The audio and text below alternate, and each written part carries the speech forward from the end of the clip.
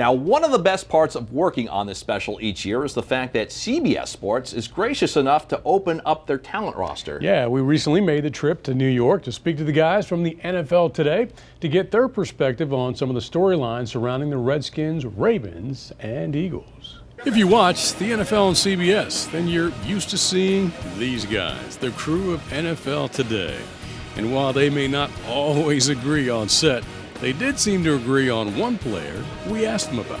Kirk Cousins. Kirk Cousins. Kirk Cousins, I think, has brought the right ingredients to the table.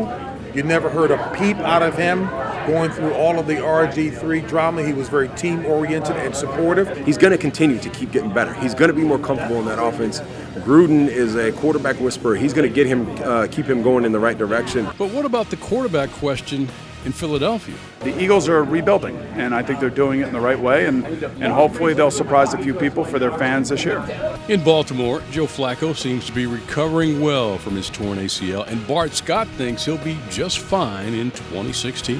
One thing I know, the arm is strong. He had arm strength to spare, so he'll be fine. Scott also knows a thing or two about his former teammate, Terrell Suggs, who's entering his 13th season. What's he, like 67 now? It's like Benjamin Button, man. But in all seriousness, Suggs is coming back from his second torn Achilles, and it's no secret injuries are harder to come back from as a player gets older.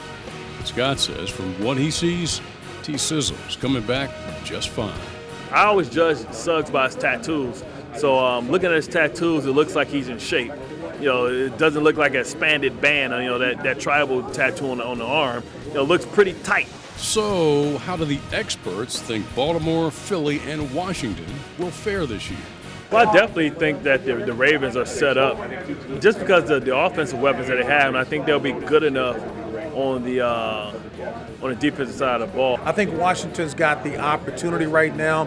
There are a number of preseason pundits who think that Washington has what it takes in order to win the division and certainly to go on into postseason. I think they have the best chance, the Redskins, of getting back to the playoffs. Philly, that division's wide open. And I think each of those teams are good enough to make the playoffs, but one injury here or there can derail their season. There you have it. It's time for some football.